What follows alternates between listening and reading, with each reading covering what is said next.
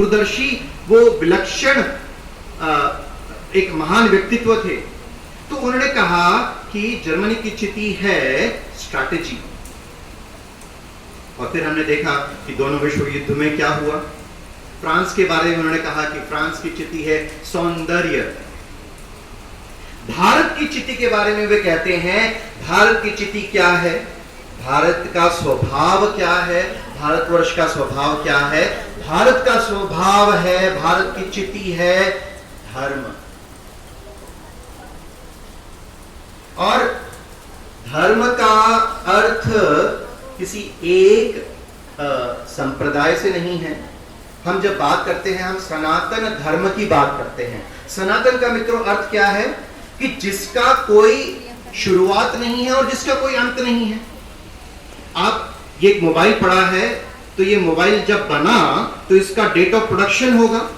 आप इसको ओपन करेंगे सेटिंग्स में जाके तो उसमें डेट ऑफ प्रोडक्शन होता है और इसका फिर एक डेट ऑफ एक्सपायरी भी होगी। यानी जिस चीज जो बनी है उसका अंत निश्चित है। हम दवाइयों पे एक्सपायरी डेट देखते हैं ना, क्यों देखते हैं? क्योंकि उसका एक निर्माण हुआ है, उसकी एक प्रोडक्शन डेट होती है, ये कब बना है मैन्युफैक्चरिंग डेट होती है और साथ में एक एक्सपायरी डेट होती है। लेकिन जो वस्तु जिसकी कोई निर्माण का कोई समय सीमा ही नहीं है वो सनातन है, वो आदिकाल से चला आ रहा है, इसीलिए उसका कभी ना अंत है ना उसका कभी अंत होगा। वो हमारा सनातन धर्म है। मैं अभी बीच में ईशान प्रदेश गया था, नॉर्थ ईस्ट इसे जो हम आम भाषा में कहते हैं, पूर्वांचल कहते हैं। तो वहां पे मुझे उद्बोधन देना था national security and north east India. Bharat का जो सिक्योरिटी अपरेटस है उसके बारे में चर्चा करनी थी और तब मैंने उस प्रदेश का उद्बोधन ईशान प्रदेश से किया। और तब मैंने वहां एक बात कही, और ये बात हम सब सुनते हैं, पढ़ते हैं, जानते हैं कि भारत कैसा देश है। भारत विविधताओं का देश है। भारत ऐसा देश है जिसमें 22 ऑफिशियल लैंग्वेजेस है और 2000 बोलियां हैं। अलग अलग ट्रेडिशंस हैं, अलग अलग कस्टम्स हैं, अलग अलग रीति है, अलग अलग भात है, अलग अलग व्यंजन है, अलग अलग त्योहार है, अलग अलग हमारे पहरवेश, हमारे कपड़े परिधान करने की भी वस्तुएं हैं। तो इन सब विभिन्नताओं में ऐसी क्या चीज है जो हमें सबको जोड़े हुए है? नॉर्थ ईस्ट, ईशान प्रदेश, वहां पे 7 अलग अलग प्रकार के स्टेट्स हैं, प्रांत हैं, उनके सबकी अलग अलग बोलियां हैं। तो क्या है जो हम सबको एक साथ जोड़े हुए हैं?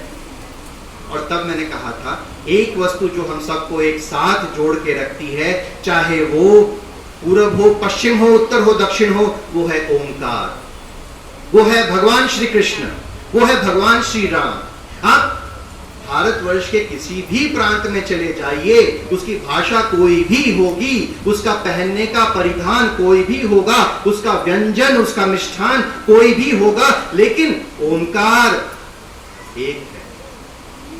भगवान श्री कृष्ण की बात करते ही आप मणिपुर में जाएंगे, वैष्णव संप्रदाय, वहां पे बहुत फला फूला है। भगवान श्री राम कि जिनको साउथ कोरिया में, ये बात को जान के आप सभी को आश्चर्य होगा जब हम अखंड भारत की बात करते हैं। अखंड भारत यानी क्या है? ये एक जमीन का टुकड़ा नहीं है। अखंड भारत मतलब ये नहीं है कि कल जिस प्रदेश को आज पाकिस्तान के नाम से जाना जाता है, मैं वेद भूमि कहता हूं, जिस प्रदेश का उल्लेख हमारे राष्ट्रगान में है, सिंध शब्द का प्रयोग आता है, हम सभी ने अभी राष्ट्रगान किया, तो क्या वो भूखंड भारत में आएगा तब वो अखंड भारत होगा? या अखंड भारत की विभावना इस बात से है कि भगवान श्री राम की पूजा, भगवान श्री राम के वंशज वहां साउथ कोरिया नाम का एक देश है जो यहां से कई माइल्स दूर है, और वहां पे वहां की जो महारानी है, महाराज है, वो अपने आप को भगवान श्री राम का वंशज मानते हैं। थाईलैंड नाम का देश जहां पे अयोध्या नाम का शहर है, मेट्रो स्टेशन है, आप गूगल सर्च कर लीजिएगा। थाईलैंड नाम के देश में, थाईलैंड देश के जो ऑफिशियल सील्स हैं, जो उनके आधिकारिक मोहर हैं, उसको अगर आप देखेंगे तो उसमें पंचजन्य और सुदर्शन का उल्लेख है। I am not talking fiction, मैं कोई ऐसी बात आपसे नहीं साझा कर रहा हूं जो काल्पनिक है। आप गूगल बाबा, अगर मुझ पे विश्वास न हो, गूगल बाबा को देखिए। तो अखंड भारत की विभावना ये है, और इसे आने वाले समय में, आने वाले 25 वर्षों में हम कैसे चरितार्थ करेंगे। मैंने जैसे शुरुआत में कहा कि एक राष्ट्र के स्वरूप में आज प्रधानमंत्री ने लाल किले से हमें 5 बातें बताई कि जो हमें करनी है, लेकिन एक व्यक्ति के स्वरूप में, एक परिवार के स्वरूप में ऐसा क्या है जो हम कर सकते हैं, ऐसा क्या है जो हमें स्वाधीनता से स्वतंत्रता की ओर ले जाएगा। स्व के अधीन तो हम हैं, स्व के अधीन अर्थात जो मुझे करना है वो मैं करूंगा, मैं स्व के अधीन हूं। I am the king of my Republic, मैं अपने गणतंत्र का राजा हूं। 1947 15 अगस्त आर्टिकल 19 आपको फ्रीडम देता है, आपको जो मन में आए बोले, लेकिन क्या मैं स्वतंत्र हूं? मैं स्वाधीन हो गया हूं, लेकिन क्या मैं स्वतंत्र हूं अपने धर्म के पालन के लिए? क्या मैं स्वतंत्र हूं अपने आचरण को स्वतंत्र बनाने के लिए? हम अपने आचरण को किस तरह से स्वतंत्र बना सकते हैं? और क्या हमारा आचरण आज भी पराधीन है? 2009 की एक घटना है, ये मैं आपसे इसलिए साझा कर रहा हूं क्योंकि इसको फिर से आप YouTube में जाके देख सकते हैं। यूनाइटेड नेशंस यूनिवर्सिटी, संयुक्त राष्ट्र संघ, संयुक्त राष्ट्रों का एक संघ बना 1945 में। द्वितीय विश्व युद्ध हो गया, तो जो लीग ऑफ नेशन बना था वो द्वितीय विश्व युद्ध को रोकने में असमर्थ हुआ। तो विश्व के जो नेता थे उन्होंने कहा कि let's form a United Nations, संयुक्त राष्ट्रों का एक संघ बनाया जाए। तो वो बन गया यूनाइटेड नेशंस ऑर्गेनाइजेशन, संयुक्त राष्ट्र संघ। उसकी यूनिवर्सिटी है जापान का शहर टोक्यो। तो वहां 2 फेलोशिप्स मुझे मिली, वहां मैंने उन फेलोशिप का अध्ययन किया। और जब कॉन्वोकेशन होता है, जब हम पदवीदान समारोह जिसको बोलते हैं, तो हमें कहा गया कि या तो आप, ड्रेस कोड होता है, हम कहते हैं ना कि किस वेश में आना है, गणवेश में आना है या शुभ्र वेश में आना है। हर कार्यक्रम की एक गरिमा होती है, हर कार्यक्रम का एक वेश होता है। तो जैसे आज हम सब यहां शुभ्र वेश में हैं, अगर किसी कार्यक्रम में हमें कहा जाता है कि गणवेश में आना है तो गणवेश में हम वहां पे उपस्थित होते हैं। तो इसी प्रकार पदवीदान समारंभ के समय कहा गया आपके पास 2 विकल्प हैं, यू हैव 2 चॉइसेस।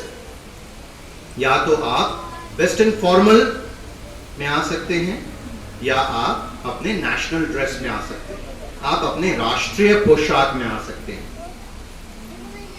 तो मित्रों, वो पदवीदान समारंभ की बात मैं इसलिए कह रहा हूं, वहां मैं गया, धोती मैंने पहनी थी, श्वेत धोती, विश्व पटल पे जहां पे विश्व के अलग अलग देशों के एम्बेसडर्स उपस्थित हैं, जहां पे विश्व के अलग अलग देशों के रिसर्च फेलोज उपस्थित हैं, तो वहां पे राष्ट्र परिधान जब मुझे बोला गया तो मैंने धोती, श्वेत धोती और श्वेत कुर्ता पहना और केसरी खेस डाला। मैं इसलिए बताना चाह रहा हूं क्योंकि हम अपने आचरण से क्या स्वतंत्र हो सकते हैं, इसकी बात का मैं आपको एक स्व उदाहरण दे रहा हूं। तो केसरी खेस, श्वेत धोती, श्वेत कुर्ता, उसमें मैंने पदवी ली। YouTube में आप अगर Siddharth Dave United Nations university इस शब्दों को डालेंगे, यंग ऑडियंस हैं, यंग मित्र हैं, वो तो आजकल बहुत टेक सेवी हैं, फटाफट से देख लेते हैं। तो जब यूनाइटेड नेशंस के सेक्रेटरी जनरल ने वो डिग्री दी और कहा लुकिंग वेरी हैंडसम, और पब्लिक खुश हो गई और मीडिया वहां की इतनी गदगद हो गई कि इतने सारे फोटोग्राफ्स, इतने सारे रिपोर्टर्स, और मैं अचंभित कि ऐसा मैंने क्या किया। मैं तो बाकी 40 देशों के जिस तरह से रिसर्च फेलोज हैं उसी प्रकार से मैं भारतवर्ष से आया हूं, और उसी 40 देशों के अलग अलग जो देशों से आए हैं उनकी तरह मैं भी यहां पे रिसर्च फेलो हूं। तभी वहां की मीडिया ने, वहां के प्रचार माध्यमों ने एक वाक्य कहा, जापान की बात कर रहा हूं, जापान जैसा सबसे विकसित राष्ट्र, उन्होंने कहा we respect those who love their culture. हम उससे प्रेम करते हैं जो अपने कल्चर का, अपनी सभ्यता का, अपनी संस्कृति का मान करता है। बच्चों का जन्मदिन आता है तो क्या हम ऐसा कर सकते हैं कि हम अपना जन्मदिन पराधीन व्यवस्था में न कर कर, आप सब मेरे इंगित उसको समझ गए होंगे कि क्या पराधीन तरह से उसको सेलिब्रेट करना होता है। क्या हम उस पराधीन अवस्था में केक को काटकर, ये क्या दिखा रहा है, ये मानसिकता किसकी है? जब आपके हाथ में एक अस्त्र होता है, चाकू होता है, और चाकू से आप उसको काट रहे हैं, तो एक बाल मानस में ये किस देश की चिति का हम बीजारोपण कर रहे हैं? वो केक काटा जाता है और अब तो उससे भी आगे बात चली गई है, वो केक काट के लोगों के मुंह पर पोता जाता है। ये एक और विकृति का जन्म हो रहा है। ये हमारी चिति नहीं है, ये हमारे देश का स्वभाव नहीं है। नववर्ष की कल्पना करना कब करना? जब सभी सो रहे हैं, रात्रि में 12 बजे हम नववर्ष मनाएं, या हम नववर्ष तब मनाएं जब एक प्रकृति एक नए स्वरूप में अपना उदय ले रही है। क्यों हमारे सभ्यता, हमारी संस्कृति चैत्र महीने और चैत्र महीने की प्रथम दिन को हम अपना नववर्ष मनाते हैं?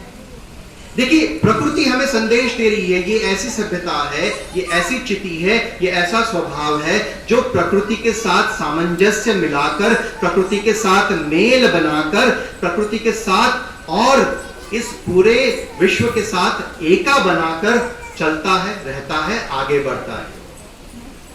विश्व अब इस बात को समझ रहा है। अब हम क्लाइमेट चेंज की बात कर रहे हैं, अब हम रिन्यूएबल एनर्जी सोर्सेस की बात कर रहे हैं, बट हम तो आदिकाल से सूर्य को नमस्कार करते आए हैं। ये भारतवर्ष की चिति है मित्रों। हम तो आदिकाल से चैत्र महीना कि जब नव पल्लवित पुष्प एक कोपलों में से निकल रहे हैं, हम उसे अपना नववर्ष मानते हैं। जब हमारे चारों ओर की सृष्टि में एक नया सीजन डेवलप हो रहा है, नई सीजन बन रही है, हम उसे अपना नववर्ष मानते हैं। तो कल्पना क्या है कि स्वतंत्र होना है। अच्छा, दूसरी बात, एक व्यक्ति हैं जिसे थॉमस बेबिंगटन के नाम से उसका जन्म हुआ और उसे आज हम सब मैकॉले के नाम से जानते हैं, थॉमस बेबिंगटन मैकॉले। तो इन थॉमस मैकॉले ने दो चीजें हमें दी। शिक्षा की बात सब करते हैं, शिक्षा की बात हम करते हैं ना। अच्छा, गुजराती में और शायद हिंदी में भी शिक्षा का एक दूसरा अर्थ भी होता है। मैं गुजराती हूं इसलिए मैं इस बात को जरा अच्छे से बोल सकूंगा। આપણે ગુજરાતીમાં कहता हो तने शिक्षा देश, गुजराती में हम कहते हैं कि इसको शिक्षा करो, मतलब इसे दंडित करो। अब जे कृष्णमूर्ति, जिद कृष्णमूर्ति, इन्होंने कहा कि दो चीजों में बहुत समानता है। एक है स्कूल और जेल, वहां जाने से, ये मैकॉले वाला स्कूल की बात कर रहे हैं, और हम सभी इस प्रकोष्ठ में बैठे सभी उसी मैकॉले पद्धति की ही उपज हैं। इसलिए मैं उसको भी एक्सेप्ट करते हुए स्वाधीनता से जब हम स्वतंत्रता की ओर जा रहे हैं, तो वो क्या होगा, हम अपनी एजुकेशन पॉलिसी में क्या हम एक परिवर्तन देखना चाहेंगे।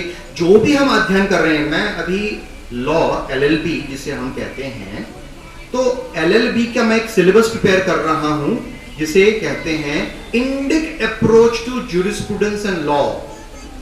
मानवाधिकार, जो यहाँ पे बच्चे हैं और जो लॉ पढ़े हैं, उन्होंने पढ़ा होगा कि जब भी हम मानव अधिकार की बात करते हैं, अंतर्राष्ट्रीय मानव अधिकार की बात करते हैं, तो उसकी शुरुआत हम करते हैं मैग्ना कार्टा से, जो कि हुआ ब्रिटेन में 1213 में।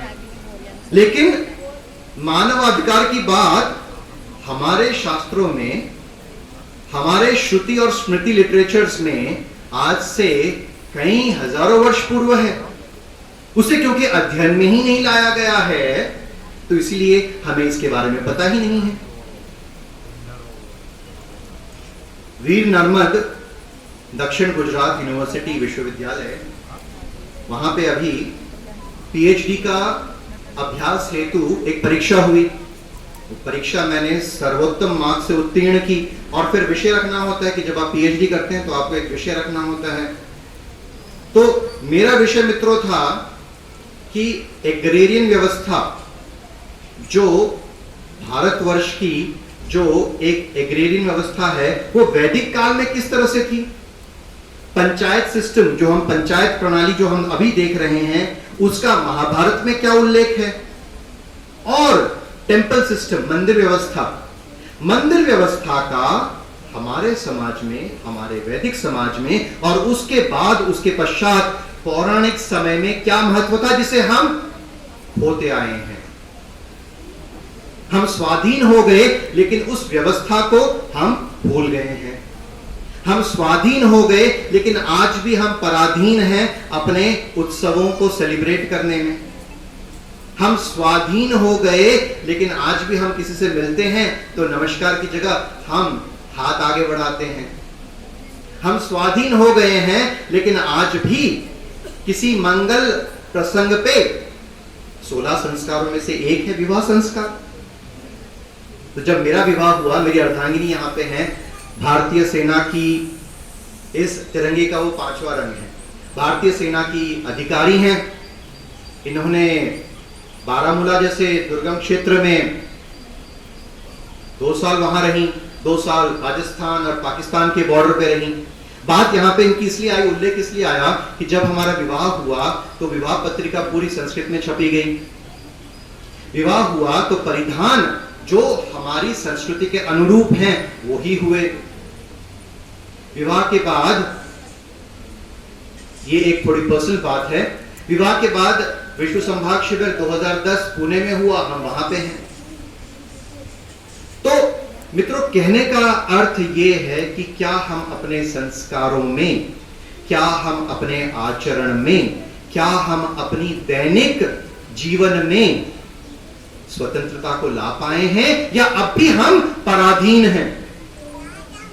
क्या हमारी सुबह प्रातःकाल एमटीवी से होती है, या कुछ वेद ध्वनि हो जाए। क्या आज भी घरों में शंखनाद हो रहा है? क्या आज भी शाम को, सायंकाल, क्या हम अपनी बिल्डिंग में, अपने जिस भी इलाके में रह रहे हैं, वहां पे एक हनुमान चालीसा संयुक्त रूप से सभी मिलके उसका एक, अभी तो टेक्नोलॉजी आ गई है, आप उसे स्पीकर्स पे भी बजा सकते हैं, स्पीकर्स पे भी लगा सकते हैं। क्या हम वो कर रहे हैं? क्या हमारे खान पान में, अब देखिए, ये ऐसा कुछ नहीं है कि ये हमें अभी अभी बताया गया है, साइंस हमें अब बता रहा है कि जो आप बर्गर, पिज्जा ये सब खा रहे हैं, ये तामसिक खुराक है। लेकिन आपको जान के, जिसको नहीं पता उसको जान के बड़ा आश्चर्य होगा कि आज से 5000, 6000, 10,000 इतने वर्षों पूर्व जब प्रभु वेदव्यास गणेश जी को कह रहे थे, कह रहे थे आप लिखो, उन्होंने लिखना शुरू किया और उसमें भगवत गीता हमें मिली। तो भगवत गीता का 17th चैप्टर, अगेन गूगल कीजिएगा, 17th चैप्टर 17वां अध्याय और उसका 10वां श्लोक, और उस श्लोक में भगवान श्री कृष्ण कहते हैं यात यामम गतरसम, तामसिक खुराक क्या तामसी है उसकी वो परिभाषा कर रहे हैं। यात यामम, जो फूड, जो खाना स्टेल है, जो खाना 2 बार पका हुआ है, जो खाना जिसमें से गंध आ रही है, वो तामसी खुराक है। तो उस समय ही भगवान श्री कृष्ण ने कल्पना की होगी कि आने वाले समय में जब भी कलयुग आएगा तब हम ये जो भारतवर्ष के बालक बालिकाएं हैं वो प्रविष्ट होंगे इन सब खाद्य पदार्थों में। तब उन्होंने उसकी विभावना की। लेकिन इस विभावना के साथ देखिए कितना प्रेम है भगवान श्री कृष्ण को अपने वाचकों से, अपने बालकों से। ये सब बातें उन्होंने बताई। और फिर 18वें चैप्टर, जो 18वां अध्याय है, 18th चैप्टर, आखिरी अध्याय है, और उस 18th चैप्टर का 63rd श्लोक बहुत इंपॉर्टेंट है। और ये श्लोक पे मैंने इजराइल में, जो कि एक विश्व गोष्ठी हुई थी रिलीजन और पीस बिल्डिंग पे, उस पे मैंने इसी श्लोक से शुरुआत की थी कि कितना प्रेम है मेरे प्रभु को, कितना प्रेम है हमारे सनातन धर्म में, कि प्रभु क्या कहते हैं 18th चैप्टर 63rd श्लोक में। कहते हैं अर्जुन को, कहते हैं वाचकों को, कहते हैं जो भी इसको पढ़ रहा है, अध्ययन कर रहा है, गुह्यात् गुह्यतयम् मरा, मैंने आप सभी को ये जो बांटा है, शेयर किया है, वो कैसा नॉलेज है? वो गुह्यात् गुह्यम है, secrets of the secret knowledge. वो कोई ऐसा ज्ञान नहीं है कि जो सीक्रेट नॉलेज है, वो ऐसा ज्ञान नहीं है जो गुह्य ज्ञान है। गुह्य यानी कि जो बहुत बहुत ही ज्यादा, जिसे सभी तक अवेलेबल ना हो। आज नासा की टेक्नोलॉजी क्या है? गुप्त ज्ञान है। आज ऐसी स्पेस टेक्नोलॉजी क्या है जो गुप्त है, नहीं शेयर किया जा सकता। क्यों? क्योंकि वो बहुत प्रेशियस है, वो बहुत अमूल्य है। तो भगवान श्री कृष्ण कहते हैं कि जो मैंने तुझे बताया है, तुझे मतलब हम सभी को, वो गुह्यात् गुह्य ज्ञान है। गुह्यात् गुह्यतयम् मरा, मैंने जो तुझे नॉलेज दिया है वो सबसे secrets of the secret knowledge है। उसके अंत में 18th चैप्टर 18वें अध्याय के 63rd श्लोक में कहते हैं यथेच्छसि तथा कुरु। यथा इच्छा, जो तेरी इच्छा है वो कर। हमें बांधते नहीं है प्रभु, हमें ये नहीं कहते कि तू 5 बार ये करेगा तो ही तू मेरा स्मरण करेगा, तो ही तू मेरा बंदा है। हमें मुक्तता दी है। The world's most democratic religion, दुनिया का सबसे ज्यादा एक स्वतंत्रता देने वाला अगर कोई धर्म है, अगर कोई सनातन है, तो वो हमारा सनातन धर्म है। भगवान श्री कृष्ण ने तब कहा यथेच्छसि, जो तेरी इच्छा है वो तू कर। मैंने तुझे जो नॉलेज दिया है, मैंने तुझे जो ज्ञान दिया है, वो गुह्यात् गुह्य है। फिर भी despite that, do as per your discretion. But do as per your discretion का अर्थ ये भी नहीं होता है कि हम स्वच्छंद हो जाएं, हम अभी भी पराधीन रहें।